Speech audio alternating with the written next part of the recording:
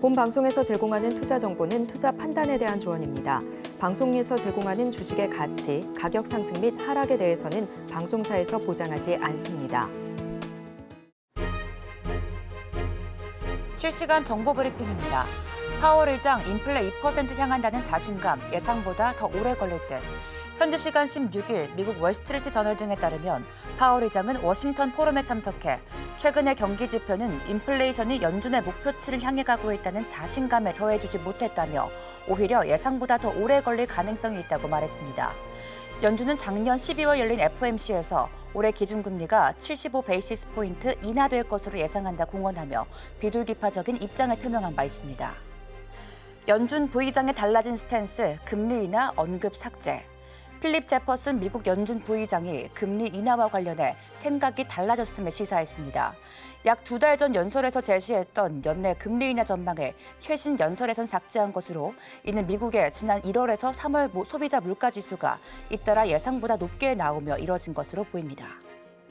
테슬라 장중 4% 급락, 시가총액 5천억 달러 깨졌다. 테슬라 주가가 현지 시간 16일 장중 약 4% 하락하며 시가총액 5천억 달러, 하나로 약 697조 원이 붕괴됐습니다. 이에 따라 테슬라 주가는 작년 4월 27일 이후 최저치를 기록했습니다. 테슬라의 주가는 올해 들어 38%나 폭락했습니다. 시가총액은 7,900억 달러에서 약 4,900억 달러로 내렸습니다.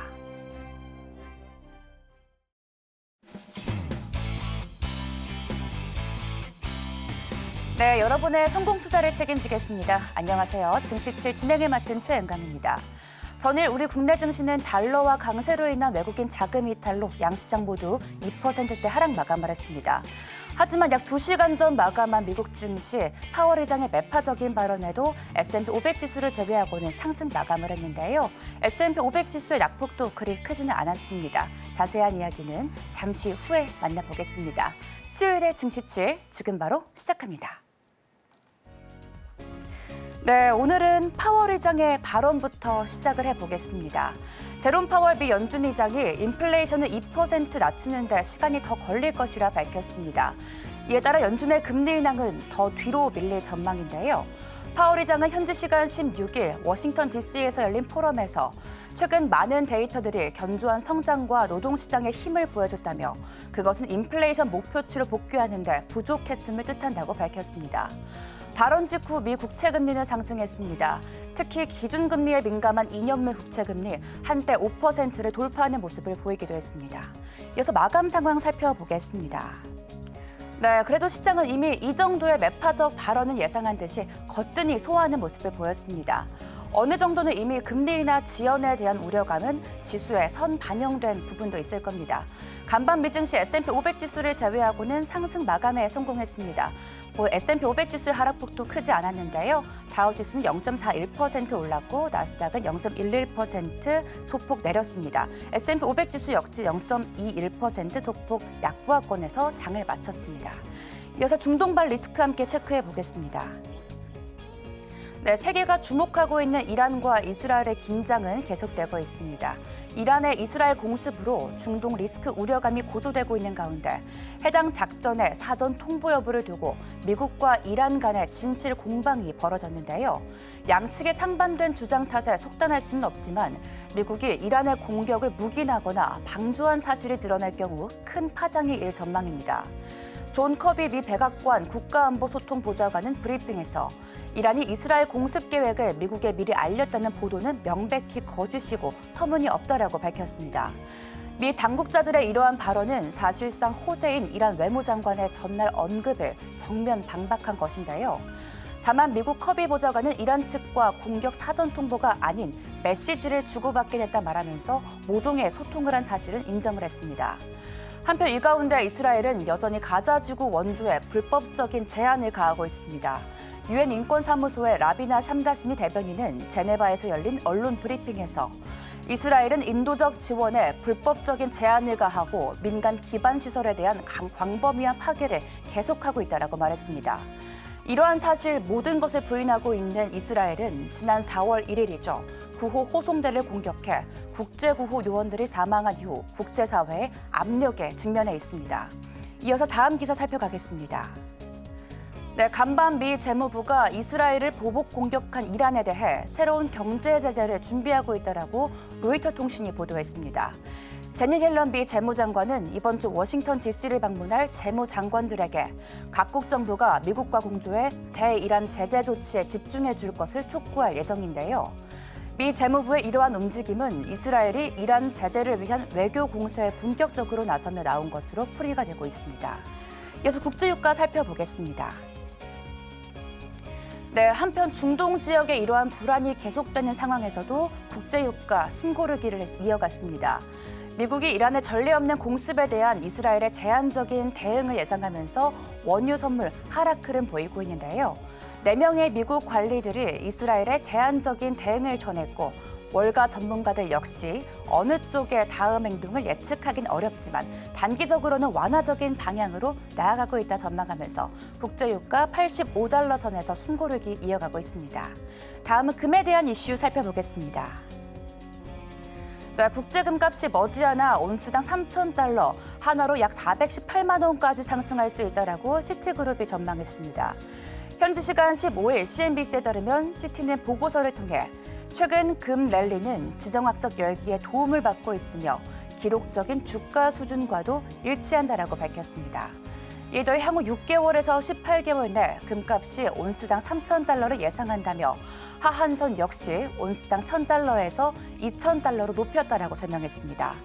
지난주 골드만삭스 역시 금 시장은 흔들릴 수 없는 강세장이라며 연말 목표가를 온스당 2,300달러에서 2,700달러로 높인 바 있습니다. 대표 안전자산인 금은 중동 긴장이 극에 달하자 덩달아 상승세 보이고 있습니다.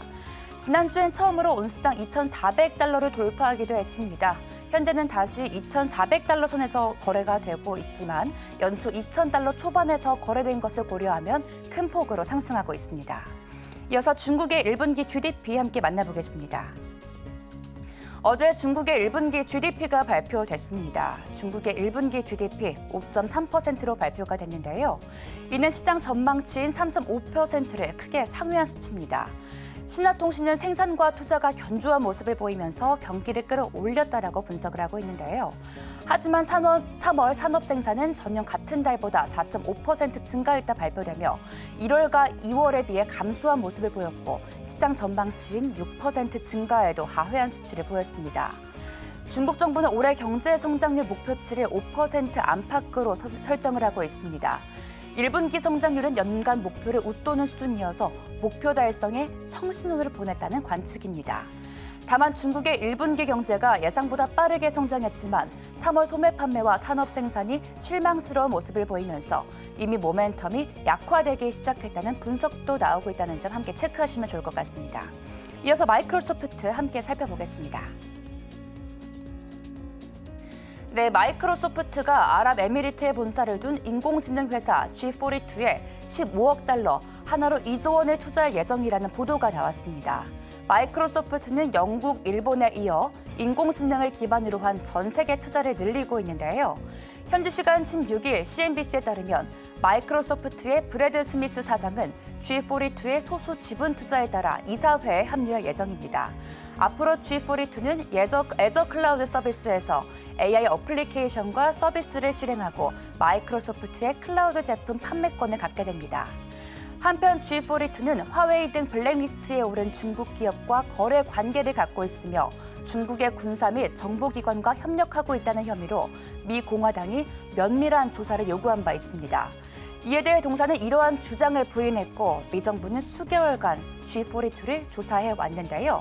이러한 동사 간의 이번 거래를 통해 중동에서 인공지능 및 암호화폐 등 각종 분야에서 노력해온 아랍에미리트에 큰 힘을 실어줄 전망입니다. 이에 더해 두 회사는 아랍에미리트의 개발자들을 위해 10억 달러 규모의 기금을 조성할 것이라 밝혔다는 점도 함께 체크하시면 좋을 것 같습니다.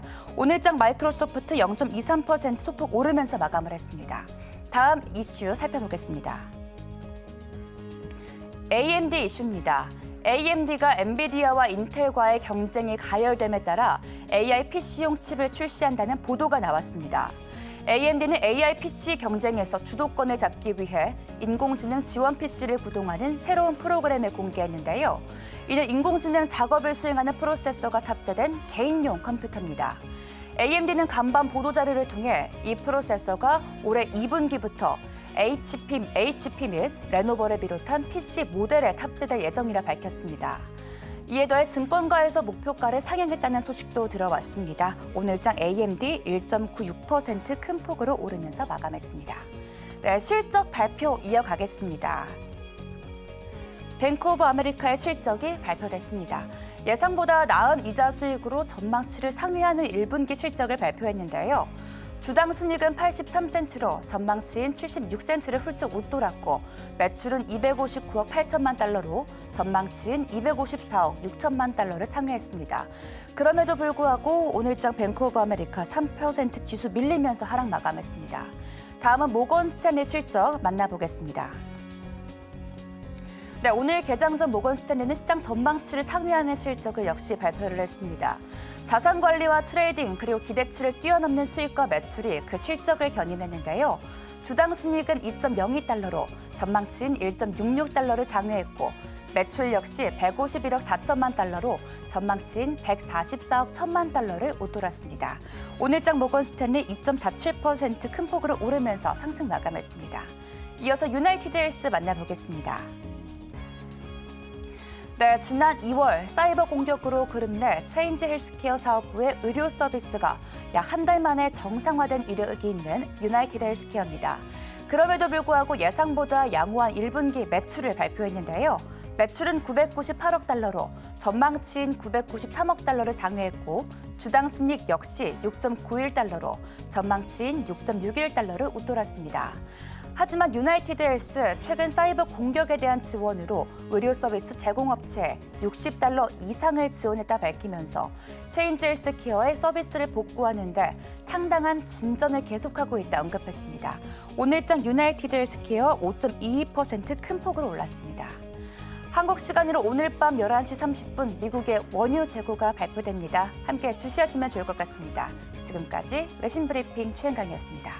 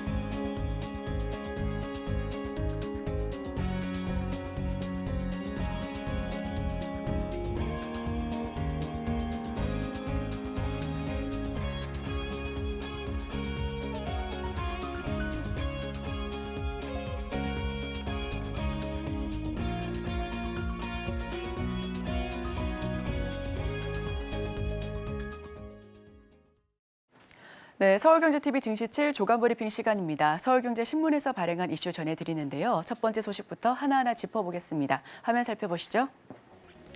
칩 아메리카 한 축 맡은 삼성, TSMC, 인텔과 첨단 파운드리 격돌. 네, 첫 번째 소식 전달드립니다. 삼성전자가 현지 시간으로 15일 미국 텍사스주 테일러시 공장에 대한 투자 확대를 최종적으로 결정했습니다. 파운드리 시장을 둘러싼 삼성과 TSMC, 인텔 간의 정면 승부가 시작될 것으로 보여지는데요. 미국 정부가 상대적으로 투자금이 적은 삼성에 통큰 보조금을 지급하기로 했습니다. 미국의 칩 아메리카 전략에서 삼성의 비중이 더 커져갈 것이다라는 분석이 잇따르고 있습니다. 삼성이 미국 본토에서 파운드리 경쟁 업체들과 최첨단 공정 경쟁을 자초했는데요. 현재 삼성이 짓고 있는 테일러시 파운드리 공장은 4나노미터 공정을 활용한 팹을 만들 것으로 보여집니다. TSMC가 엔비디아와 애플의 최첨단 칩을 수주받아 생산하는 것과 같은 공정으로 잘 알려져 있고요. 다만 인텔이 올 연말에 1.8나노 제품 양산을 선언해 앞으로 인공지능 칩 수주 전쟁에서 삼성이 아직까지는 불리한 위치가 맞습니다. TSMC 역시 미국에서 1에서 4나노 공정 모두 커버하는 팹 공장을 짓겠다고 발표한 만큼 정말 각축전이 예상되고 있는데요. 삼성은 이번 추가 투자를 통해 최첨단 패키징 라인도 함께 짓기로 확정했습니다. 여러 반도체를 하나로 연결하는 공정을 통해서 생산부터 패키징까지 연결하겠다라고 공언했는데요. 이 산업의 특성상 원스톱 서비스가 가능해진다면 제품 수주가 더 유리해질 것으로 전망됩니다. 미국이 구상하는 칩 동맹에서 한국의 위상은 더 강화될 전망입니다. 삼성이 미국 투자금 대비 받는 보조금의 비율은 16%인데 인텔 18.5%, TSMC 10%보다 더 높은 수준이고요. 네, 화면을 통해서 살펴보겠습니다. 주요 반도체 기업의 미국 보조금 현황인데 우선 인텔의 투자금은 1,000억 달러입니다. 여기서 보조금은 85억 달러고요. TSMC가 650억, 그리고 삼성전자는 400억 투자해서 여기서 추가 투자를 밝혔는데 이 보조금 수를 보니 64억 달러로 집계되고 있습니다. 즉, 경쟁 회사보다 투자는 적게 했는데 지원금은 더 많이 받는 셈이 되는데요. 다만 공짜 점심은 없다라는 말이 있는 것처럼 미국의 막대한 보조금이 오히려 변수가 될 수 있다라는 평가도 나오고 있습니다. 전문가들은 반도체 생산 시설이 해외로 유출되지 않도록 정부 대책이 절실하다라고 평가하고 있습니다. 네, 정리합니다. 4나노에 이어서 2나노 추가 팹 신설할 거고요. 턴키 전략으로 AI 칩 수주를 승부수를 띄울 것으로 보여집니다. 여기에 더해 TSMC와 인텔 등의 대규모 투자 역시 예고된 만큼 국내 시설에도 보조금 등의 지원 혜택을 주어야 한다라는 입장을 내놓고 있습니다. 다음 소식입니다. 환율 고민하는 금통위 매파 퇴진도 변수. 네, 두 번째 소식 전달드립니다. 글로벌 경제 리스크의 한국은행의 통화 정책에 대한 고심이 나날로 깊어지고 있습니다. 물가뿐만 아니라 환율, 유가, 그리고 주요국의 통화 정책 전환 시점까지 고려해야 하기 때문인데요. 이런 상황에서 다음 달 금융통화위원회가 새 진용을 꾸리게 돼 이것 역시도 변수로 작용되고 있습니다. 이창용 총재는 금통위 위원 전원이 하반기 금리 인하를 예단하기 어려운 상황이다라고 밝혔습니다. 특히 물가보다 현재는 중동 지역 리스크에 따른 유가 요인이 더 큰 리스크로 들어와 있다라고도 평가하고 있고요. 7인의 금통위원 가운데 조윤재, 서영경 두 명의 위원이 20일 퇴임을 결정합니다. 이번에 퇴임하는 주 위원은 통화 긴축을 선호하는 매파 성향으로 잘 알려져 있는데요. 새로 임명되는 금통위원은 비둘기파 성향일 가능성이 높다라는 게 전문가들의 예측입니다. 비둘기파 위원이 늘어날 경우 금리 인하 시기는 예상보다 빨라질 수 있다라는 평가가 이어지고 있습니다. 하반기부터는 주요국의 금리 정책과 유가, 환율 등을 두루 살피면서도 국내에서 자체 피벗에 나설 가능성 역시 크다라고 전망을 하고 있고요. 유가와 미국 금리 정책 등 리스크 속에 매파, 조윤재, 서영경 20일 퇴임합니다. 후임은 비둘기파가 임명될 가능성이 높다라는 게 업계의 평가인데 이에 따르면 금리 인하가 예상보다 빨라질 수가 있다라는 말도 점점 들리고 있습니다. 네, 다음 소식입니다. 북한 가짜뉴스 전방위 유포, 남남 갈등, 정보 불신, 대혼란 노린다. 네, 어제 방산주가 다시 한번 뛰었습니다. 한미 군 당국이 북한발 가짜뉴스 등에 대응하는 인지전에 대한 대응 훈련을 강화하겠다라고 선언했고요. 전면전이 발발하면 북한은 국내 고정 간첩과 반국가 세력을 총동원할 것으로 예상하고 있습니다. 이때 딥페이크 기술로 교란을 시도하거나 지휘부에 대한 가짜뉴스를 유포할 가능성이 크다라고 평가받고 있는데요. 북한의 사이버 공격은 정찰 총국 산하, 즉 121국 주도로 진행되고 있습니다. 북한은 최근 몇 년 사이 가짜뉴스를 살포하거나 사이버 해킹 그리고 사이버 정보전을 계속해서 시도하고 있는데요. 특히 올해 들어서는 4.10 총선을 앞두고 사이버 안보 위협이 최고조에 달하기도 했습니다. 실제로 국정원 등에 따르면 북한발 사이버 공격은 42만 건, 즉 35%나 넘게 급증했습니다. 북한을 비롯해 중국과 러시아, 이란 등에서도 무차별 사이버 안보 위협이 점점 더 심각한 상황으로 보여지고 있는데요. 특히 AI와 디지털 기술의 발달로 가짜뉴스와 사이버 위협이 더욱더 격화되고 있다는 보도입니다. 화면 살펴보시면 사이버 공격 주 유형입니다. 우선 대다수를 차지하고 있는 게 악성 코드 감염이고요. 해킹 메일 유포, 그 뒤를 이어서 경유지 구축이 뒤를 이은 파일을 차지하고 있습니다. 북한 정찰총국 산하 121국의 주도로 이루어지고 있습니다. 남한의 전방위 사이버 공격을 감행하고 있고요. 1년 만에 하루 평균 42만 건이 급증했습니다. 노동신문은 남국의 시위 과장 그리고 왜곡 보도를 하고 있는데 해외 거점에서 댓글 공작 등 자행하고 있으니까요. 이 부분 우리도 함께 짚어보면서 체크해야겠습니다. 네, 마지막 소식입니다. 소송 리스크에 PBR 공시 불발되나 마지막 소식 전달드립니다. 기업들이 PBR 공시가 사실상 불가능하다라는 입장을 표명했습니다. 목표 PBR을 공시한 후 달성하지 못했을 때 불성실 공시로 법인이 지정돼 특히 투자자들로부터 피소당할 가능성이 있다라는 우려가 확산되고 있기 때문인데요. 한국거래소에 따르면 각종 투자 지표 대신에 성장 전략 등 정성적인 지표 공시도 가능하다라고 대응하고 있지만 전문가들은 구체적인 밸류업 프로그램에 대한 기대를 낮춰야 한다라고 지적하고 있습니다. 기업들 입장에서는 밸류업에 동참하면서 불필요한 소송 리스크를 져야 한다라는 점이 큰 부담감으로 작용하고 있는데요. 밸류업 프로그램은 코리아 디스카운트를 해소하기 위해 증시 활성화를 추진하기 위해 정부가 정책을 추진하고 있는 부분입니다. 여당은 총선에서 참패한 상황인데 이에 따라 기업이 정부 추진 과제에 얼마나 동참할지 역시 미지수로 들어와 있고요. 전문가들은 기업들이 목표 PBR을 공시한다는 것 자체가 현실성이 부족하다라고 설명하고 있습니다. 달성하지 못했을 때 허위 공시로 소송이 들어올 수 있다는 우려가 확산되고 있습니다. 기업들 참여에 난색을 표하고 있는데요. 이로써 밸류업이 후퇴되는 거 아닌가 하는 입장까지도 고려해 볼 만한 상황입니다. 네, 제가 준비한 소식은 여기까지입니다. 계속해서 오늘의 일면을 통해 전문가 수혜주까지 찾아보도록 하겠습니다. 저희와 끝까지 함께 하시죠.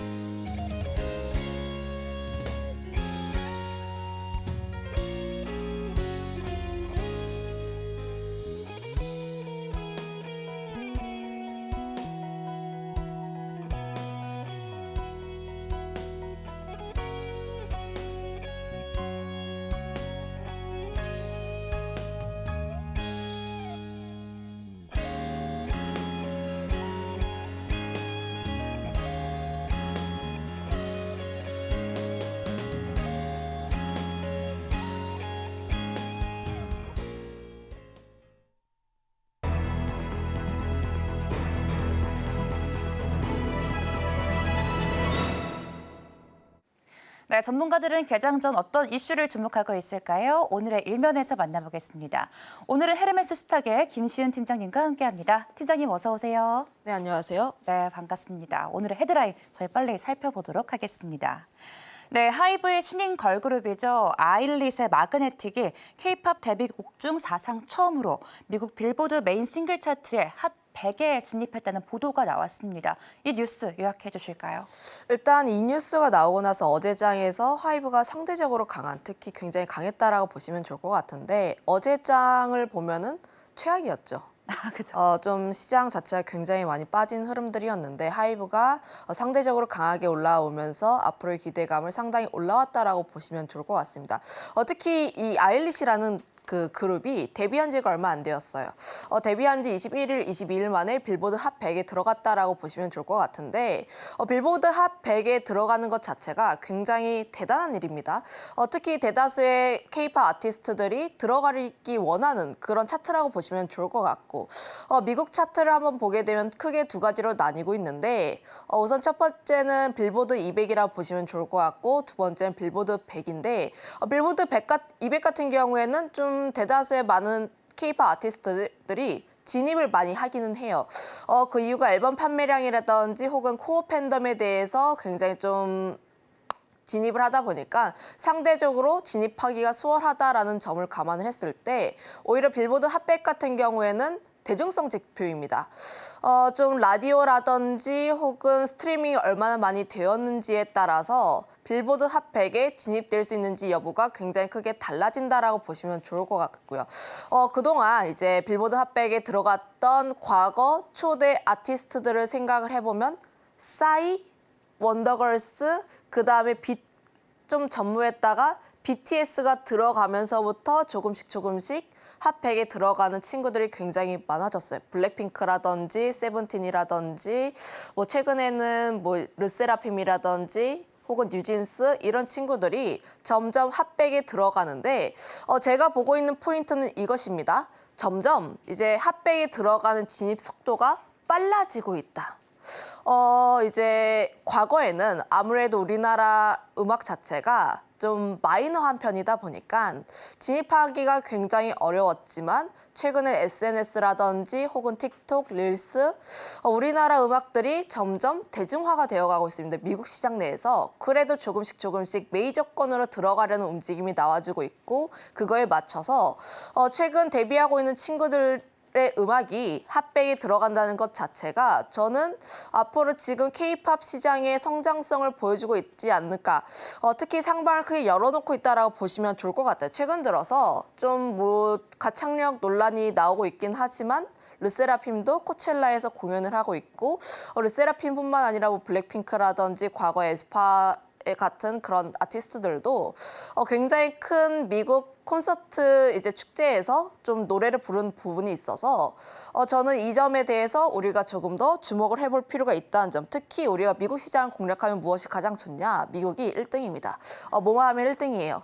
특히 음악 시장도 마찬가지로 그 1등이라고 보시면 좋을 것 같은데 과거에 2022년, 2023년 우리나라 음악들 침투율이 한 자릿수입니다. 거의 5% 이하라고 보시면 좋을 것 같은데 다만 아일릿을 비롯해서 굉장히 다양한 아티스트들이 좀 굉장히 잘 해내주고 있고 특히 트와이스라든지 콘서트 굉장히 잘 진행하고 있고 앨범 판매량도 유의미하게 늘어나는 모습들이 나와주고 있어서 저는 지금 여전히 작년에도 계속 이제 이 방송을 보신 분들이 이 친구들 왜 이렇게 엔터를 좋아할까라고 보면은 엔터의 성장성은 저는 여전히 미국 쪽에 남아있다라고 보여지고 있고 이런 지표들이 계속 긍정적으로 나와주게 되면서 아직 이 기대감이 꺾이진 않았다라고 보여지고 있어서 이 부분에 대해서 우리가 조금 더 초점을 맞춰볼 필요가 있지 않을까 이렇게 보고 있어요. 네, 어제장 장이 안 좋았는데도 하이브가 4% 넘는 강세를 보인 거 보면 K-팝의 위력이 정말 대단한 것 같습니다. 한편 증권가에서도 이런 이야기가 나오고 있죠. 또 1분기에 하이브 아티스트들의 음반 판매와 또 공연이 적었고 또 신인 두 팀이 데뷔했기 때문에 매출과 영업이익이 또 부진할 것이라는 이야기가 나오고 있는데 여기서 저희도 투자 키워드를 어떻게 잡아봐야 될까요? 그 앞서 이야기를 하신 부분에서 투자 포인트를 잡아간다면 네. 실적에 대한 기대감은 상당히 낮고 그거에 맞춰서 주가의 흐름도 굉장히 낮다라고 보시면 좋을 것 같아요. 그런데 어제 뭐 실적 1분기 안 좋은 거 다 알고 있고 최근에서는 이제 실적주를 봐야 한다. 1분기 실적 좋은 종목군들에 대해서 우리가 조금씩 선별해서 관심 있게 봐야 한다라는 것과 역설적이게도 어제 하이브는 좀 강세 흐름들을 보였습니다. 그 이유가 무엇일까요? 라고 생각을 해보면 사람들이 엔터 섹터에 대한 기대감이 굉장히 낮아요. 작년에 워낙 JYP를 비롯해서 워낙 큰 강세 흐름들을 얻었고 그리고 좀 한풀 꺾였다 보니까 실적에 대한 기대감이 상당히 낮았다라고 보시면 좋을 것 같습니다. 거기다가 더해서 최근 들어서 이야기가 나오고 있는 환율이라든지 혹은 지정 확정 리스크 등과 같은 굉장히 큰 대외 변수와 함께 엔터는 좀 상관이 없다라는 부분에서 보면은 저는 오히려 이렇게 주가가 낮았을 때 기대감이 없을 때 계속 관심을 가져봐야 하는 섹터가 엔터 섹터가 아닐까라고 보여지고 있는데 그 이유가 아무래도 엔터 섹터의 가장 큰 중요한 점은 팬덤이 굉장히 크다라는 겁니다. 팬덤 이제 제가 키워드를 강력한 팬덤 슈퍼 이끌림이라고 적어놨는데 지금 이 슈퍼 이끌림이라는 게 그 아일릿의 그 노래 가사 중 하나이기도 하고요. 특히 팬덤을 굉장히 강력하게 보유하고 있기 때문에 앨범 판매량을 비롯해서 콘서트라든지 MD라든지 관련했을 때 성장성을 계속해서 이끌어갈 수 있다라고 보시면 좋을 것 같습니다. 다만 좀 이제 엔터 섹터가 그동안 부진했던 가장 큰 요인이 앨범 판매량이었다라고 보시면 좋을 것 같은데 아무래도 우리나라 아티스트들처럼 좀 앨범을 이제 만들었을 때 초동 판매량 40만 장, 50만 장 혹은 뭐 400만 장 이렇게 나온 기업 친구들이 전 세계적으로 드물어요. 그만큼 지금 앨범 판매량 같은 경우는 코어 팬덤의 BM이라고 보시면 좋을 것 같고 아무래도 좀 우리나라 기획사들이 굉장히 잘하고 있습니다. 앨범을 사는데 멤버들마다 다른 포토카드를 넣어놓고 내가 원하는 최애를 찾기 위해선 앨범을 여러 장 사야 한다든지 혹은 좀 이제 콘서트라든지 이런 부분에서 봤을 때 응모권에 대한 부분들도 계속 나와주고 있어서 앨범을 여러 장 사야 하는 거예요. 그런데 작년 데이터를 봤을 때 작년 하반기부터 초등 판매량이 역성장한 친구들도 나왔고 중국 쪽에서 공급 물량이 조금씩 감소하게 되면서 관련했을 외국인 매도 그로 인해서 주가의 하락세가 계속해서 나왔습니다. 다만 음반 판매량에 대한 피크아웃 우려는 굉장히 과하다라고 판단을 하고 있고 일단 그 부분에 대해서 트와이스 같은 경우가 앨범이 굉장히 잘 나왔어요. 앨범 굉장히 잘 나왔던 이유가 그동안 이제 좀 연차가 굉장히 오래된 친구들이다 보니까 상대적으로 소외가 되어 있는데 그럼에도 불구하고 콘서트 활동 잘하고 있고 미국에서 활동 잘하고 있는데 앨범 같은 경우도 견조하게 나와주고 있구나. 특히 미국 쪽에서 진행을 잘하고 있기 때문에 새로운 팬을 유입을 하고 있어서 앨범 판매량이 그럼에도 불구하고 견조하게 나오고 있구나라고 보시면 좋을 것 같아요. 그래서 이런 부분에 점을 좀 따져보게 되었을 때 앨범 판매량에 대한 부분은 굉장히 과도하다라고 판단을 하고 있습니다. 지금 사진을 한번 보게 되었을 때도 하이브라든지 JYP의 앨범 판매 비중이 상당히 높은 편이에요. 상당히 높은 편이라고 보고 있는 게 하이브 같은 경우에는 약 17% 정도, JYP는 35%를 약간 웃도는 수준. 굉장히 높은 비중이다 보니까 앨범 판매량이 어떻게 나오는지가 가장 중요하다라고 보면 되는데 그 다음 사진도 보겠습니다. 그런데 지금 빅4 연간 앨범 판매량 추이들을 보면은 계속해서 올라가고 있어요. 22년 같은 경우에 하반기에 살짝 꺾이면서 성장률이 살짝 저조하게 나왔습니다. 빨간색 선을 보시면 좋을 것 같은데 살짝 꺾인 모습이 나왔지만 올해부터는 다르다. 지금 그 이유가 굉장히 다양한 아티스트들이 출동을 하고 있고 아일릿을 비롯해서 굉장히 전연차 친구들이 앨범을 굉장히 잘 팔고 있어요.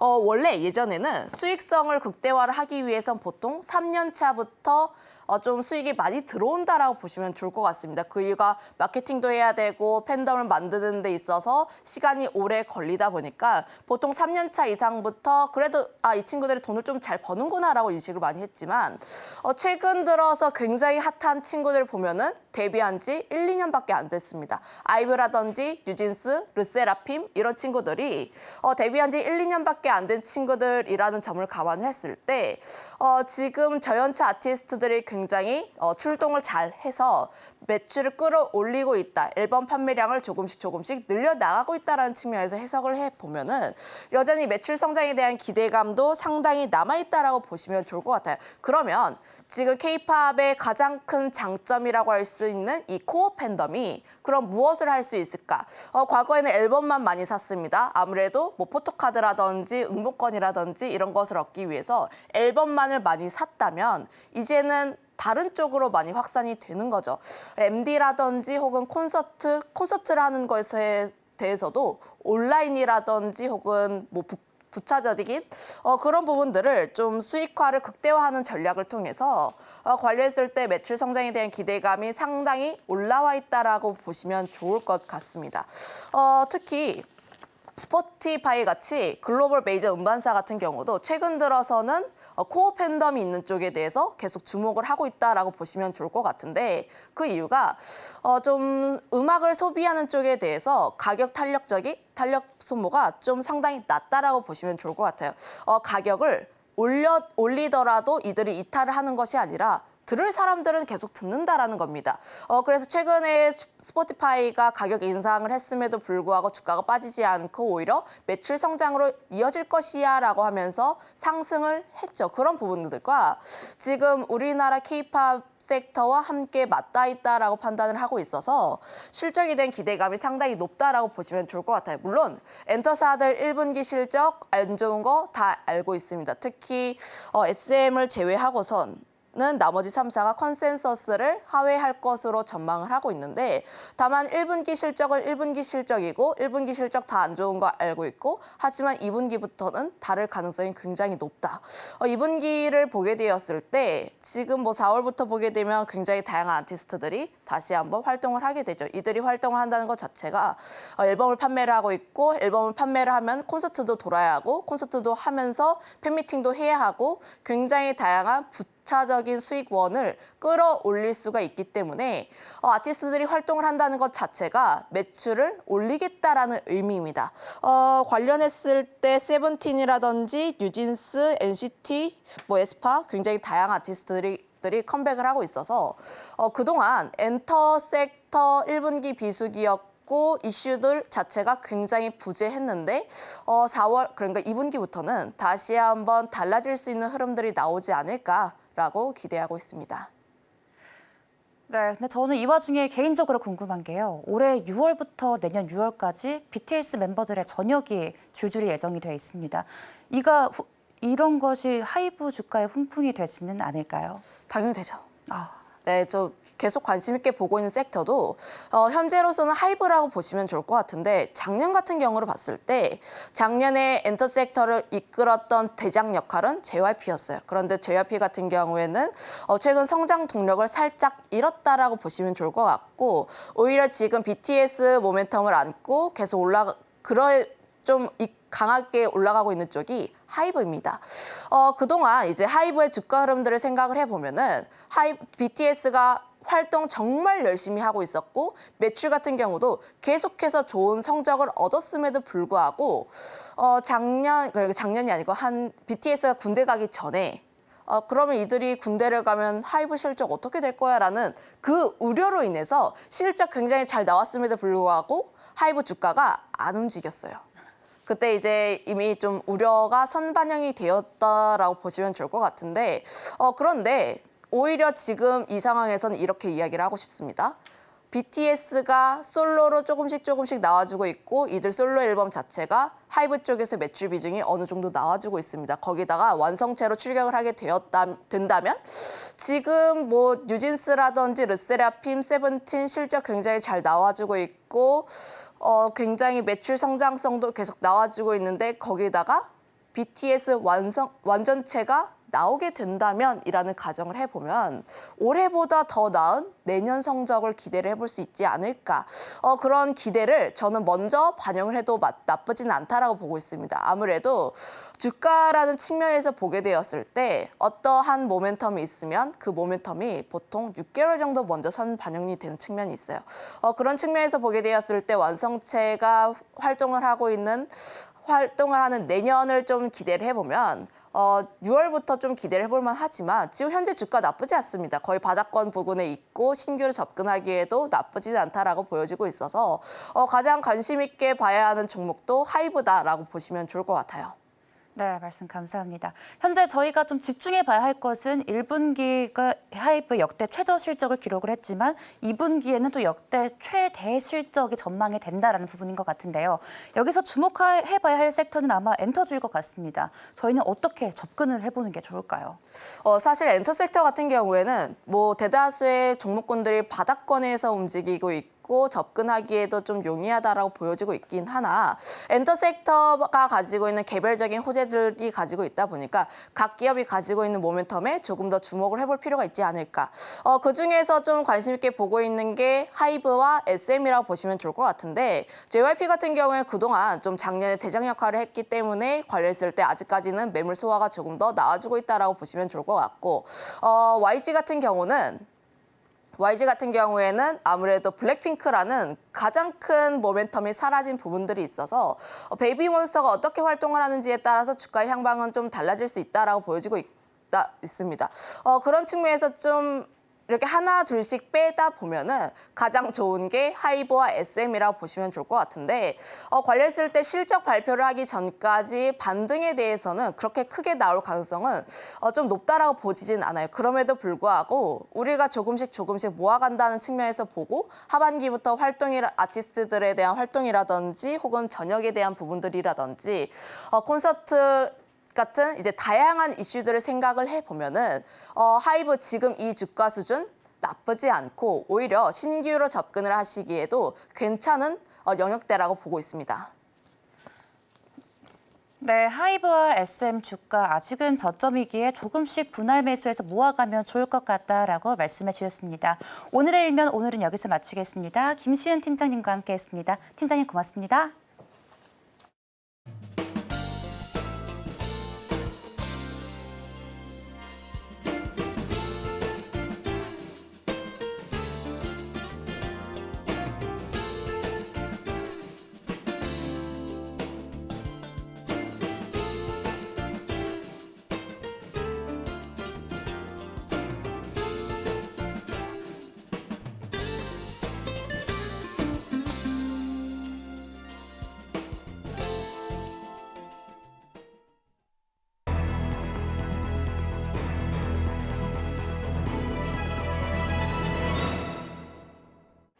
네, 개장 전에 개별 종목들 움직임 살펴보겠습니다. 시간 외에서 움직였었던 종목들 한번 점검해 볼 텐데요.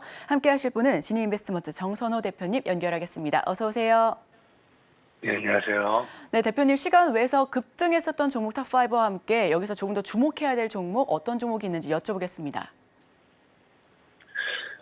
일단은 어제 시간에 움직였던 종목들 같은 경우는요, 일단은 뭐 원자재 가격이 지금 굉장히 급등을 많이 하고 있는 상황입니다. 그러다 보니까 뭐 구리 쪽으로도 이제 관련 모멘텀의 수혜주들이 올라갔다라고 하면은 어제 같은 경우는 이제 알루미늄 가격 상승에 따른 반사익으로서 이 알루미늄 관련된 모멘텀의 수혜주들이 또 움직이는 모습이 포착이 되고 있고요. 또 이와 함께 지금 이제 틱톡샵이 곧 국내 영업이 이제 곧 시작될 것이라는 전망이 나오기 시작하면서 틱톡샵 관련돼 있는 모멘텀의 수혜주들이 또 움직여주는 거 확인해 보실 수 있었습니다. 자, 그래서 첫 번째로 일단은 알루미늄 관련돼 있는 종목, 그냥 일단 뭐 이름에서부터 지금 느껴지죠. 조일 알미늄이라는 종목이고요. 그래서 일단 이름에서부터 이미 뭐 알루미늄 관련되어 있는 이런 반사이익 모멘텀을 받을 것이다라는 생각이 강하게 드는 종목인 만큼 시간에 급등하는 모습 확인해 보실 수 있었습니다. 지금 뭐 월봉이라든지 주봉이라든지 일봉 차트를 본다 하더라도 지금 전체적인 바닥대를 이렇게 잡아줘놓고 돌리는 자리이기 때문에 현재 2,500원 정도 이 구간대 강한 저항이에요. 2,500원대를 어떻게 뚫어내는지 보시면서 오늘 시장에 좀 집중해 보시면 좋을 것 같다라고 좀 말씀을 드리고 싶고요. 자, 그리고 이제 두 번째로는 PJ 메탈입니다. 뭐 이름에서부터 일단 역시 비슷하게 이런 메탈 소재, 알루미늄 관련된 이런 모멘텀이 부각이 될 것이다 느낌이 드는 그런 기업이지 않나 싶어요. 지금 역시나 차트적으로 본다 하더라도 지켜줘야 될 구간대 현재 지켜줘야 될 구간대를 강력하게 지켜주면서 반등하는 추세이기 때문에 사실상에 이런 하방추세 돌파와 함께 상승해줬고요. 다시 한번 이런 이 하방추세를 다시 돌파하는지 좀 지켜보는 게 중요하다라고 좀 말씀을 드리고 싶습니다. 지금 뭐 일봉상으로 본다 하더라도 강력하게 저항 물량 소화해놓고 눌렸다가 다시 반등하는 만큼 추가적인 상승에 대한 기대 얼마든지 가져갈 수 있지 않나 좀 생각해보고 있고요. 자, 세 번째로는 이제 또 KBI 메탈이라는 종목이에요.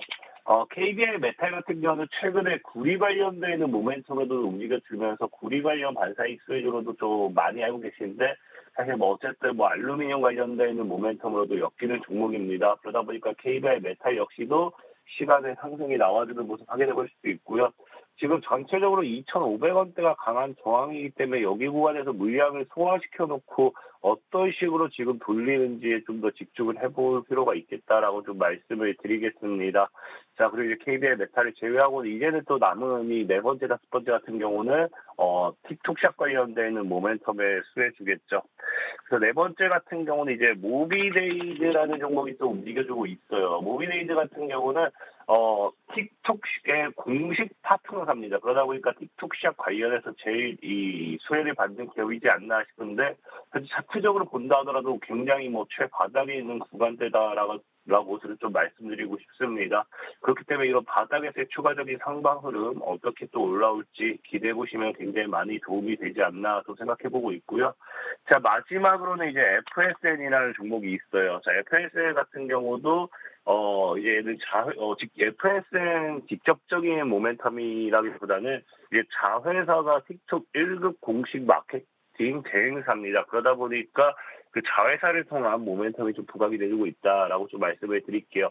그래서 지금 현재 현재 흐름에서 본다라고 하면 오늘 제일 관심 가지면 좋은 게 뭐냐고 하면 저는 모비데이즈라고 말씀드리고 싶어요.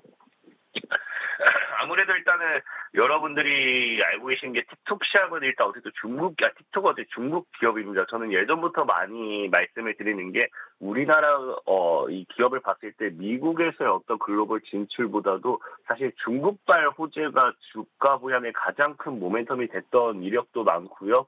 또 모비데이즈 같은 경우는 일단은 뭐 스펙 합병 상장주죠.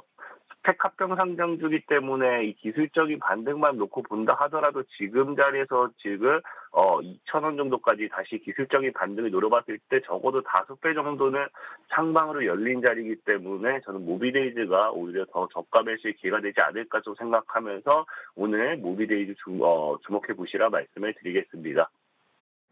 네, 원자재 가격 급등으로 굴에 이어서 알루미늄 모멘텀이 이어지고 있습니다. 추가적으로는 틱톡샵 국내 상륙으로 인해서 관련 수혜주 역시도 언급이 되고 있는데요. 이 중에서는 모비데이즈, 틱톡의 공식 파트너사로 추가 상방을 노려볼 수 있겠다라고 꼽아주셨고요. 자, 그렇다면 어제 시간을 위해서 급락했었던 종목들 가운데 어떤 종목 조금 더 유의해야 할지 설명 들어보겠습니다. 일단은 뭐 급락했던 종목들 같은 경우는 지금 뭐 대주주 지분 매도 관련되어 있는 모멘텀의 종목들이 좀 많이 하락했습니다. 그래서 지금 보면 알겠지만 첫 번째로는 대원전선이라는 종목이 있어요. 대원전선은 좀 이거를 악재로 좀 많이 보는 게 시가 뇌 블록딜로서 최대 주주가 매도를 해버립니다. 그러다 보니까 이 블록딜에 따른 아무래도 이제 최대 주주도 팔아 넘기고 그러면은 지금 현재 자리가 고점이지 않을까. 특히나 차트상 본다 하더라도 이제 과거에 늘 저항을 맞았던 구간이에요. 그러니까 저항을 맞았던 구간의 고점이기 때문에 해당 구간에서 이 최대 주주가 매도했다라는 거에 대한 악재로서 하락했다라고 좀 보시면 좋고요. 대원전선이 하락을 하다 보니까 두 번째로는 역시나 대원전선 우선주 역시도 지금 보면 대원전선과 동일하게 차트가 동일하죠. 동일하게 움직였던 종목이 역시나 똑같이 시간의 하락 타점을 잡고 있다라고 보시면 좋을 것 같아요. 대원전선이라든지 대원전선 우 같은 경우는 최대 주주제 이 블록딜, 지금 블록딜 매각이다 좀 보면 좋고요. 비슷한 경우로 세 번째 바이오스마트라는 종목이 있어요. 자, 바이오스마트 같은 경우는 이제 최대 주주의 블록딜도 아니고요. 이거는 장 마감하고 공시가 나온 게 뭐라고 나오느냐? 이 지분 감소. 그러니까 어쨌든 직전 보고서에 대비해가지고 최대 주주가 지분이 줄어들었다라는 이 공시가 나와주면서 최대 주주가 매도를 했구나. 이런 것들이 이제 우리 개인들이 알게 되는 거죠.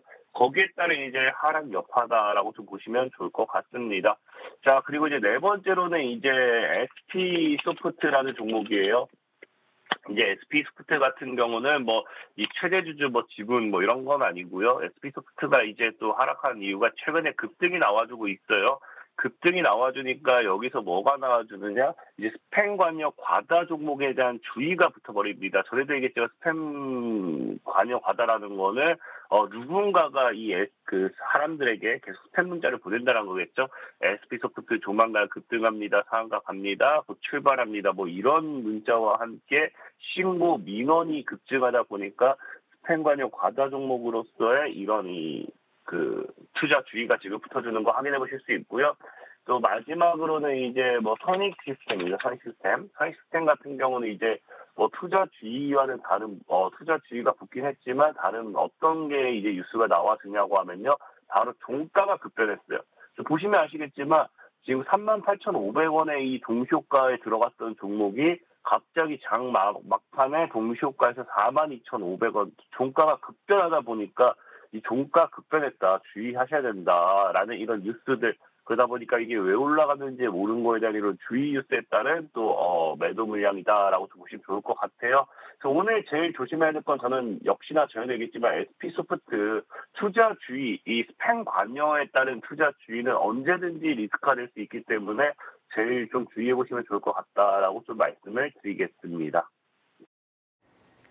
네, 시간 외에서 급락했던 종목들은 대다수가 대주주 지분 매도 모멘텀이 있었습니다. 그중에서도 오늘 조금 더 주의해야 하는 종목은 SP소프트 스팸 관여 과다 종목으로 리스크가 있을 수 있으니까 함께 더 짚어보자라는 말씀을 해주셨습니다. 지금까지 시간 외 시간에서 정선호 대표와 함께했습니다. 오늘 말씀 고맙습니다.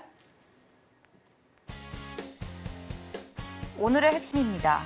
오늘의 일정으로는 미국 연준 베이지북이 공개 예정돼 있습니다. 하이브 걸그룹 아일릿이 데뷔 21일 만에 빌보드 핫 100에 진입을 했습니다. 오늘의 일면에서는 아직은 눌려있는 엔터주 조금씩 분할 매수하는 것이 좋다라는 의견 들어봤습니다. 시간의 급등주에서는 틱톡 공식 파트너사인 모비데이즈, 시간의 급락주로는 스팸 관여 과다 종목으로 투자 주의 종목 지정된 SP소프트 만나봤습니다. 저희가 방송 중에 제공해드린 정보는요, 투자 판단에 의한 조언일 뿐 해당 종목에 대한 가치나 수익률을 보장하지 않습니다. 잠시 후 증시 8이 이어집니다. 시청해주신 여러분 고맙습니다.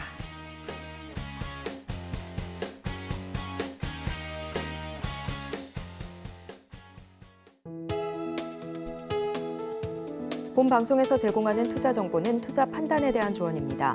방송에서 제공하는 주식의 가치, 가격 상승 및 하락에 대해서는 방송사에서 보장하지 않습니다.